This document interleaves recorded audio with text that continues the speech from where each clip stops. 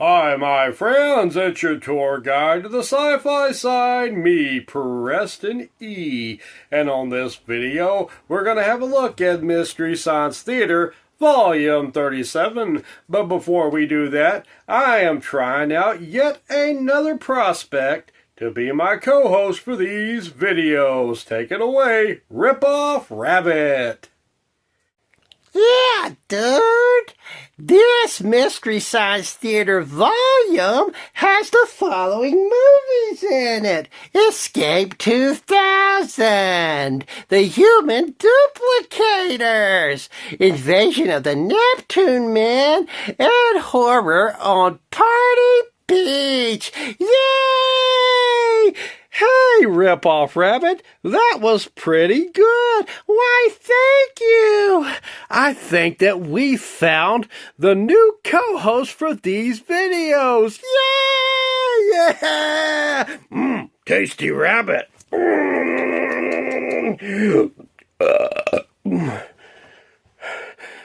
Oh, my God. Rip-Off Rabbit, you killed him. No!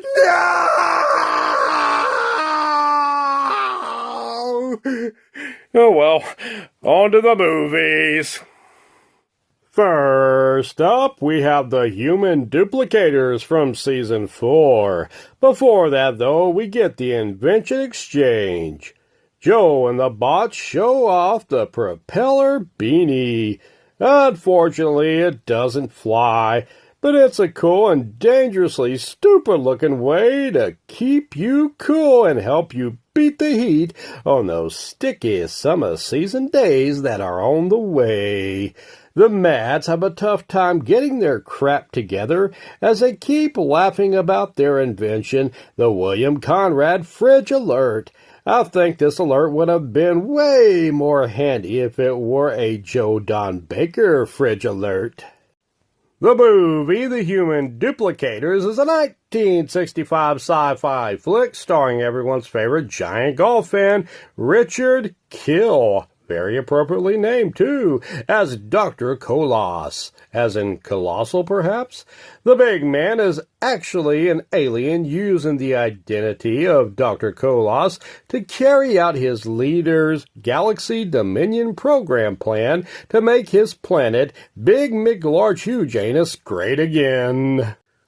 Kolos creates android lookalikes of scientists to hostilely take over the Earth. But Agent Glenn Martin, played by George Nader, who impersonates a news reporter, tries to gain more intel. However, he's in prison and duplicated himself. Bummer. In the meantime, big alien on campus Kolos gets feelings for the professor's blind pianist niece, who strikes the right keys with him. I hate myself for that one. He also defies his boss's plans by refusing to duplicate her. I guess he didn't want to buy 2 gifts for 2 girlfriends each birthday and Christmas. Smart alien. The duplicate androids defy Kolos and take him prisoner and seize Lisa the blind pianist as well and tries to duplicate her. However, the alien leaders didn't count on the fact that they can count on meeting Kolos for a beating in the parking lot later, just like he did to Shooter McGavin and Happy Gilmore. Kolos thwarts the evil leader's plans of invading the Earth. Spotlight Dance, Richard Kiel. This movie also has Hugh Beaumont in it, so expect plenty of Leave It to Beaver riffs. The movie can be quite sluggish and boring at times, but the riffs of Joe and the bots, as well as the presence of Richard Kiel, raise this to a 2 out of 5 SOL bones. Up next is Escape 2000 from Short Season 7. There are 2 things you really need to know about this movie. You must leave the Bronx, and if you don't leave the Bronx, it'll suck for you. Well, I suppose I ought to leave the Bronx. Eliminate. Wow, the Orkin men have snapped. Yow, that stang! Damn it, he should have left the Bronx. In a dystopian future, an evil government corporation violently relocates and murders people in the Bronx as they try to rebuild upscale apartments. However, one man rises up against this trash, and his name is, ironically enough, Trash. Trash, along with his group of renegade gang members, rise up against this evil corporation. This evil corporation is especially fond of flame-broiling people like their whoppers with torches and flamethrowers, including Trash's mommy and daddy. When Trash discovers dear old mom and dad's caged in blackened corpses in their apartment, he and his gang of buddies seek revenge in the form of blowing up, killing, and frying the evil corporation, including their leader, Floyd Wrangler. I kid you not, that's his name. I guess he's responsible for wrangling all the Floyds. Look out, Mayberry's barber. Mark Gregory returns as Trash in this 1983 action flick that is a sequel to the 82 flick 1990 The Bronx Warriors. And the Bronx Warriors come out to play with plenty of guns, explosions, and 80s styled hair. Maybe next time you'll yield the right of way. This is a fun episode and a fun 1980s action-packed riffable romp for a 3 out of 5 SOL bones. Totally tubular. It looks like a cross between a silverback gorilla and Eddie Van Halen. The Italians really embrace life.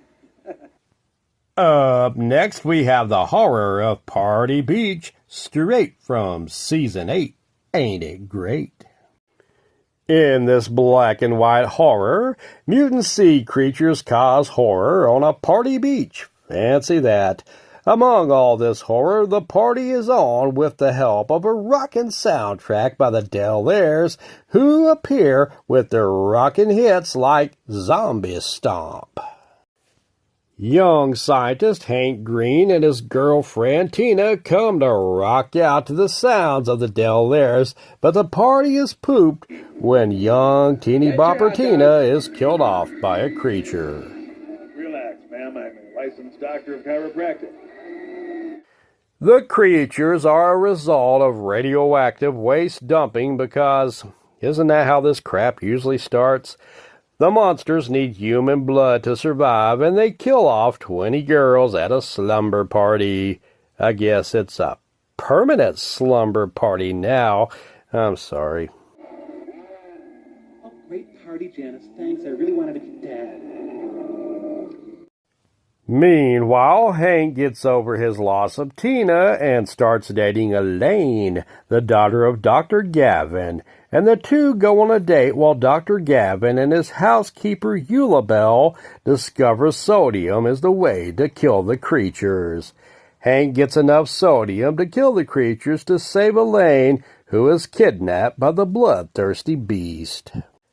Meanwhile, Mike and the Bots on the SOL rock out as a Del-Air cover band to a sensational top 40 hit that's climbing up the charts called Sodium.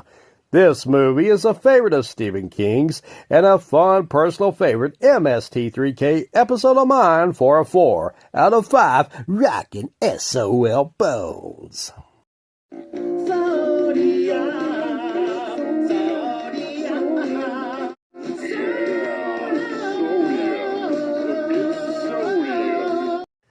And finally, we get the invasion of the Neptune Man, also straight from Season 8.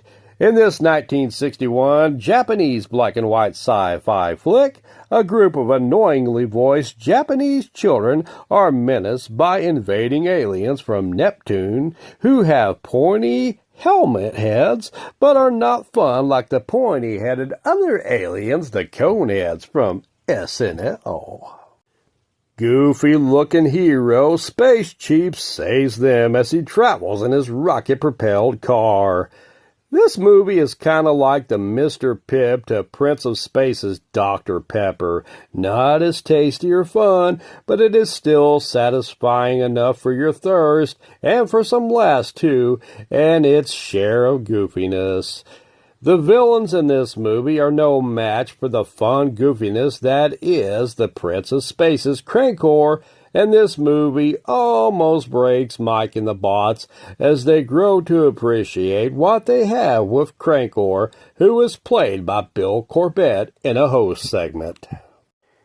Bridget Jones and Bees McGeever also play Flavia and Octavia, respectively, in a continuation of the Season 8 Roman storyline.